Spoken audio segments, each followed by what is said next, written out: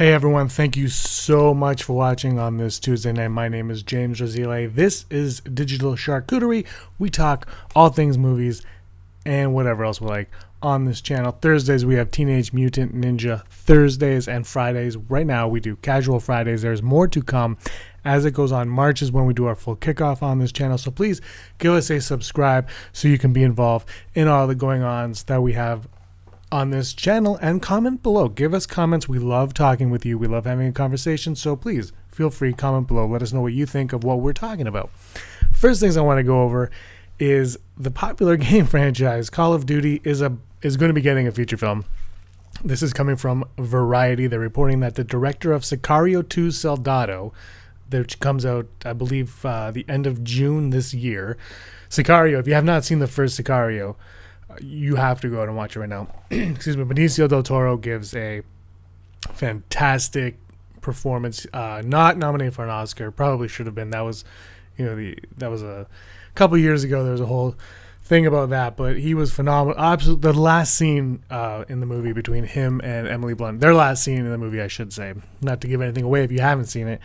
Is one of my favorite movie scenes. Period. It's absolutely phenomenal. The acting that he shows in that scene is it's all-time performances. It cannot be beat. But that aside, this is a different director now. But Taylor Sheridan, who wrote Sicario, also wrote Sicario 2 Soldado, and this new director for this one, his name is escaping me right now. Stefano Sollima. It's Stefano Sollima.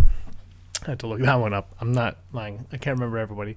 But apparently he's in talks to direct Call of Duty. They don't have a script yet. Call of Duty seems like a no-brainer. This should work on film, but you could say that about a number of other video game franchises that obviously fail on film. Street Fighter and Double Dragon come to mind. No, I'm just joking. But Call of Duty, it seems like it's a perfect fit for film. Unlike Rampage, which I reacted to that trailer earlier, which you're like, why? How is that a movie? Call of Duty is a war story, and this makes complete sense. Obviously, I have not seen Sicario 2. I don't think anybody has seen Sicario 2, but other than movie insiders, and those guys know enough to know that he must have done a job that he can bring something like Call of Duty to life. What worries me here is no screenwriters. They don't have a script yet. So this is very early on in the process. But what is good about this is there is no script. So Sollima can come in and work the story from scratch with a writer. He can work with the writer to tell the story that he wants to tell, instead of having something presented to him and him being, and then they have to do tweaks and whatnot there. So I think this is a good starting point for this film. We'll see where the story develops going forward. This could fizzle out. It might not, but I think this is a really, really smart move. Call of Duty makes too much sense for me. Huge franchise in the video game industry, obviously. And it feels like something that could translate on film. There's a few of them that I play video games and I look at commercials for video games and I say that could be a movie. Call of Duty is one of those. So hopefully this pans out. Hopefully Sicario 2 is good. Sicario 2 Soldado, hopefully that's good. And we can say that Stefano Sollima is the perfect guy to bring the Call of Duty franchise to the big screen for once, but time will tell on that one.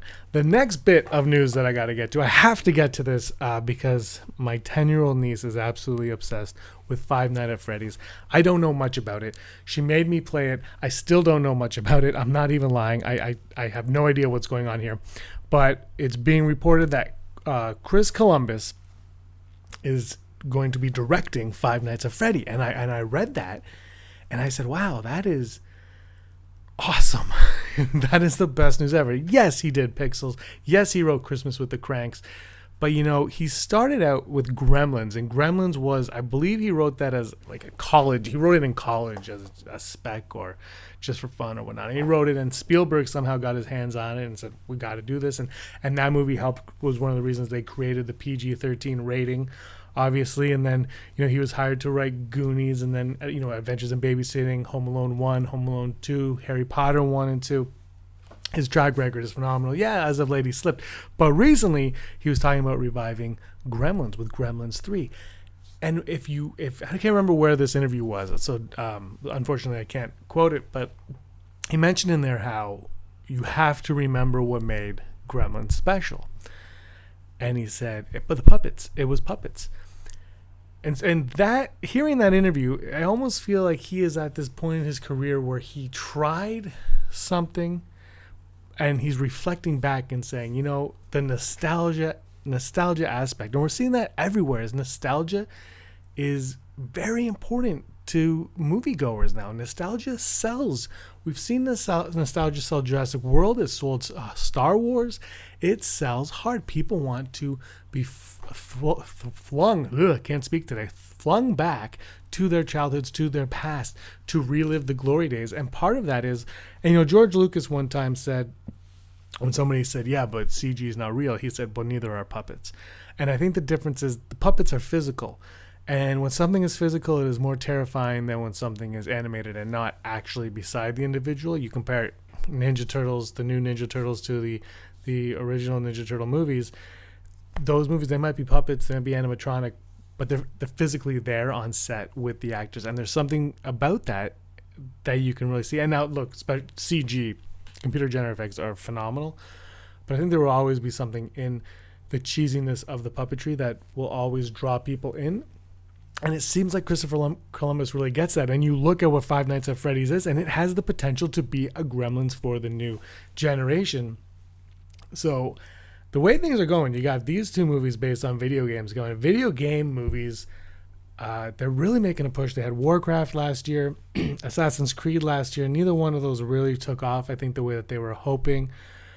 So let me know what you guys think. Does the future look good on video games? Because for me, I think Sicario 2 director Salima coming in there doing Call of Duty from scratch is the from scratch part that I really, really appreciate and intrigues me the most. And then you have Chris Columbus coming in to do Five Nights at Freddy. It could be a nice comedy horror in a lot. Because if you don't know Five Nights at Freddy, it's essentially you're in a Chuck E. Cheese overnight, and the animatronics come to life, and I think they scare you if you're not on the screen long enough. I don't know too much, but that's all we're talking about right now. It's look, 10-year-old niece, I'm completely obsessed with it. Even my nephew, 8 years old, I had to get him a Five Nights at Freddy plush, and I got her a plush because that's what they want. Kids want that, and I think Gremlins. Look, the thing with Gremlins is, it was for adults, but kids were drawn to it and drawn into it, and the adults now are the ones that grew up with Gremlins. I watched it on a plane a few months ago. The original Gremlins, not Gremlins 2, which is hilarious, but not nearly as good. So if Chris Columbus can tap into what he had in the 80s and making Gremlins, I can't see Five Nights at Freddy being anything but entertaining. Will it be an Oscar winner?